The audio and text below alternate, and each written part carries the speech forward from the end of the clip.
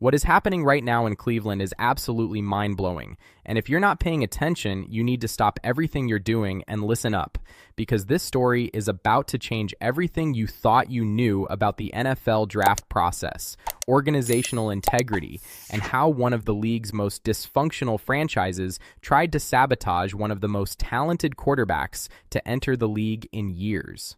We're talking about a full-blown conspiracy, deliberate misinformation, and a cover-up that's finally being exposed by the very same reporters and insiders who were complicit in spreading the lies in the first place. This is the Cleveland Browns versus Shedeur Sanders, and the truth is finally coming to light in the most dramatic fashion possible.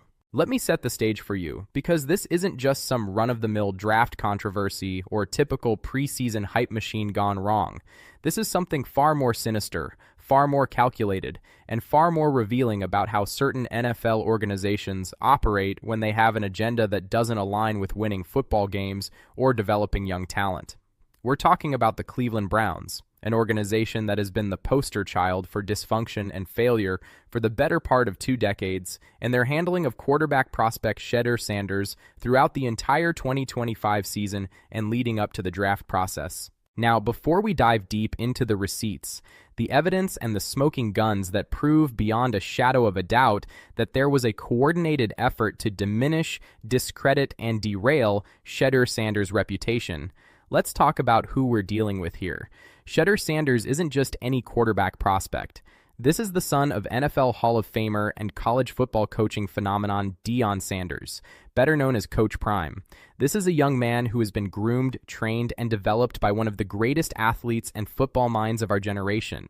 This is a quarterback who dominated at the college level, who showed poise under pressure, who demonstrated elite arm talent, decision-making ability, and leadership qualities that scouts dream about finding in prospects. But here's where things get absolutely wild. Despite all of that talent, despite all of the measurables that would make any rational football organization salivate at the opportunity to draft and develop him, the Cleveland Browns seem to have a completely different plan in mind. And that plan, as we're now learning from Browns reporters and insiders who are finally coming clean, was to systematically spread misleading information, create false narratives, and essentially tank Shedeur's perceived value both publicly and within their own building.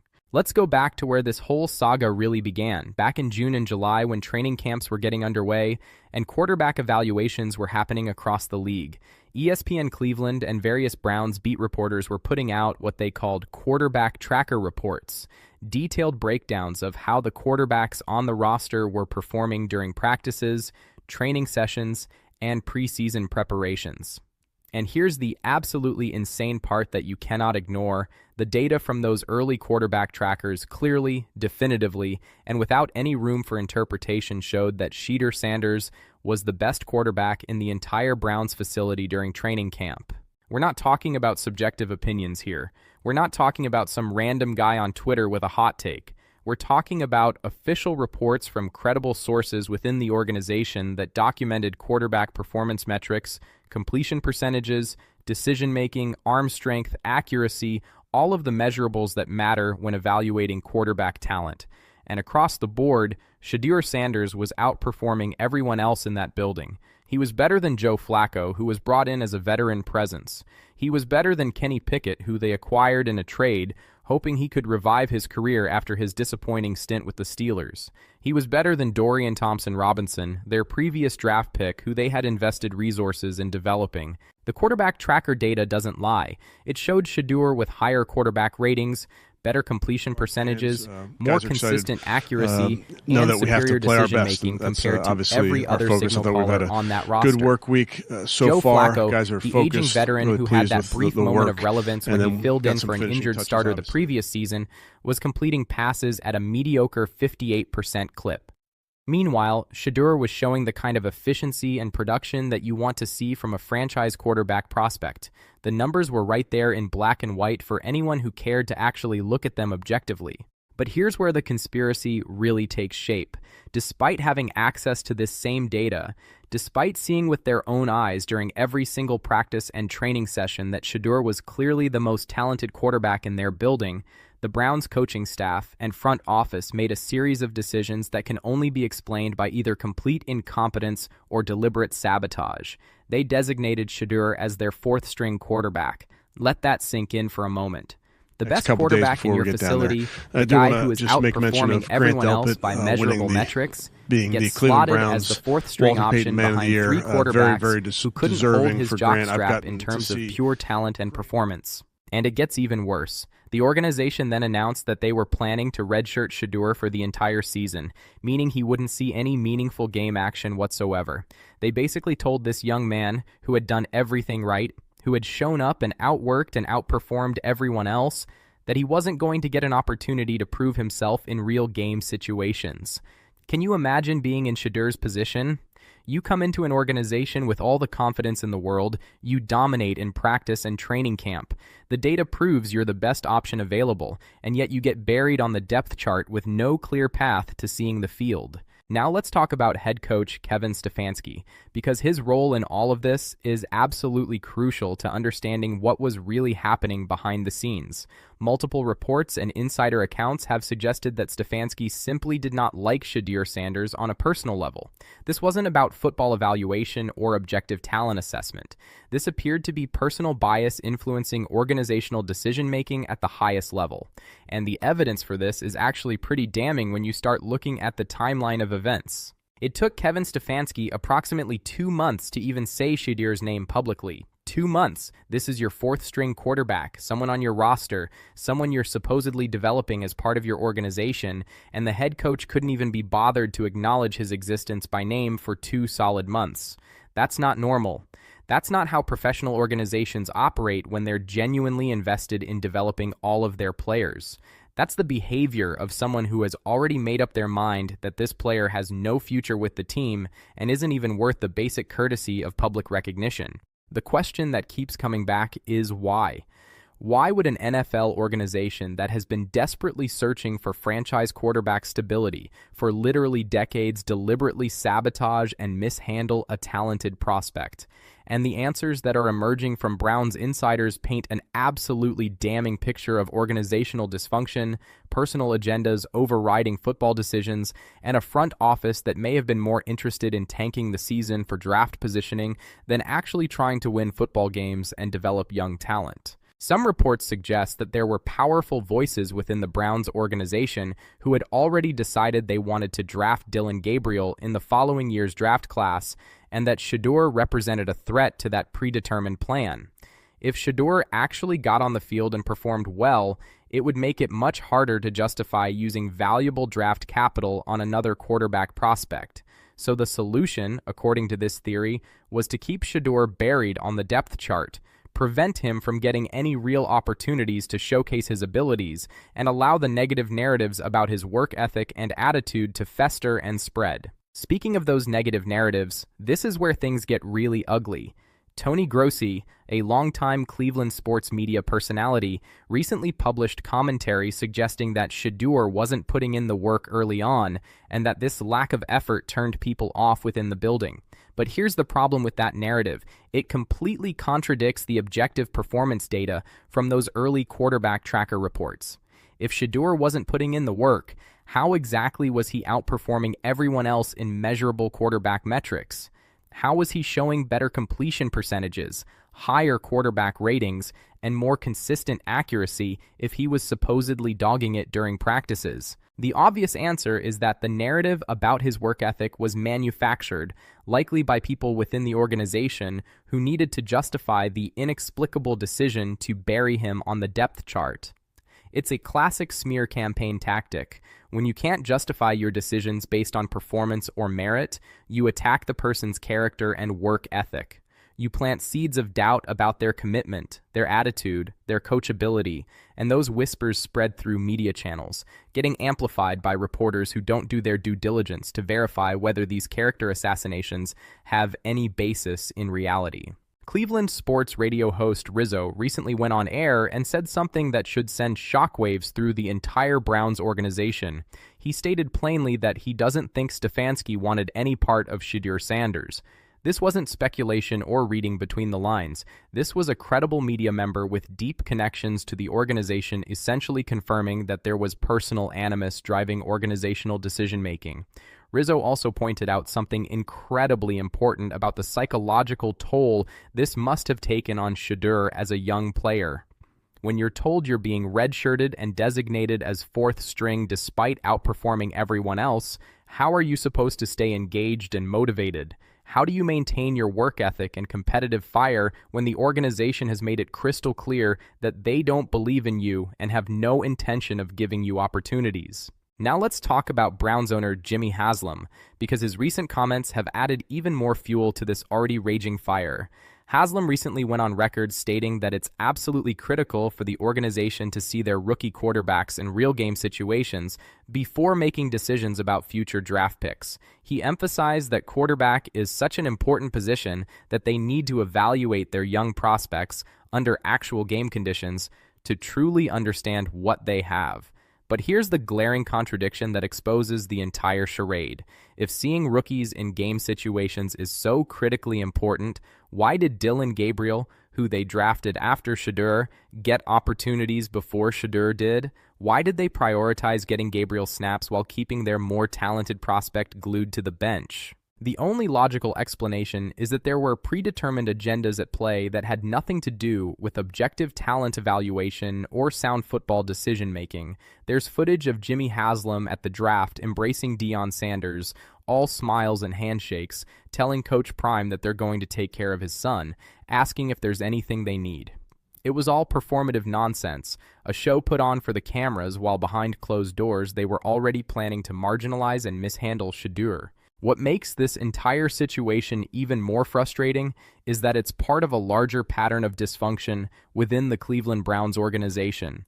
This is a franchise that has burned through dozens of quarterbacks over the past 2 decades, that has made consistently poor personnel decisions, that has failed to develop young talent, and that has allowed personal politics and organizational agendas to override basic football common sense.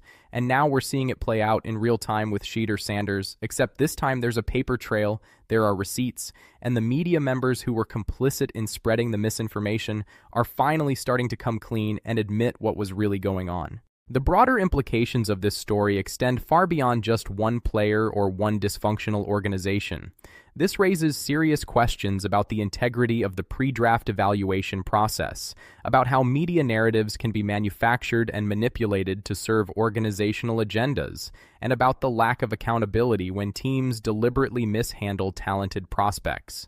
If the Browns can get away with this kind of behavior without facing serious consequences, what's to stop other organizations from doing the same thing? And let's talk about the Sanders family for a moment, because there's something almost spiritual about how this has all played out. Time and time again over the past several years, we've seen negative narratives and hit pieces targeting Deion Sanders and his sons, and time again, the truth has come to light and vindicated them.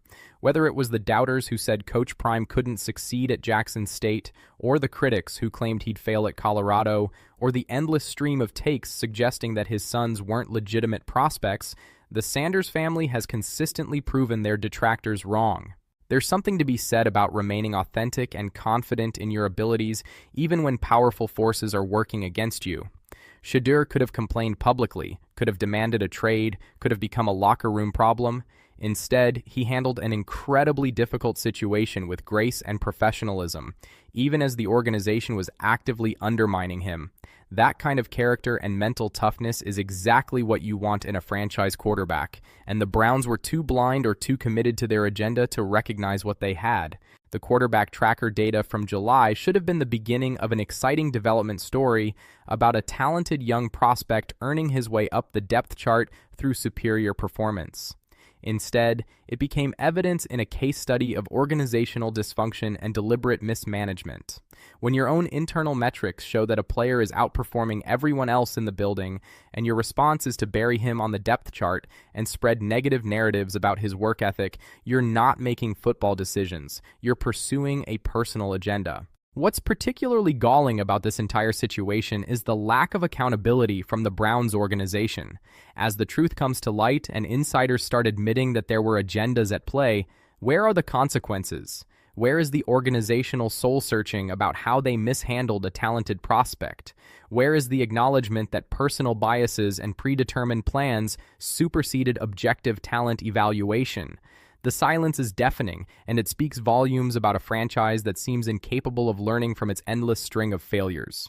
For Shedeur Sanders, this experience, as difficult and unfair as it was, may ultimately serve him well in the long run. He now knows exactly what kind of organization the Browns are, what kind of coach Kevin Stefanski is, and how quickly manufactured narratives can spread through NFL circles when there are agendas at play. He's been tested in ways that most rookie quarterbacks never face, having to maintain his confidence and work ethic in an environment that was actively hostile to his development. The team that eventually gives him a real opportunity is going to get a battle-tested, mentally tough quarterback who has already proven he can handle adversity. The Cleveland Browns, on the other hand, have once again shown the football world exactly who they are as an organization. They've demonstrated that personal agendas and predetermined plans matter more than objective talent evaluation. They've shown that they're willing to sacrifice player development and potential wins to serve whatever mysterious organizational priorities exist in their front office. And they've proven that even when they have legitimate talent in their building, they can't be trusted to recognize it, develop it, or give it opportunities to succeed. This story is far from over. As more details emerge and more insiders feel comfortable speaking on the record about what really happened behind closed doors in Cleveland, we're likely to learn even more damning information about how the Browns handled Shedeur Sanders. The quarterback tracker data was just the tip of the iceberg, the first piece of objective evidence that something wasn't right.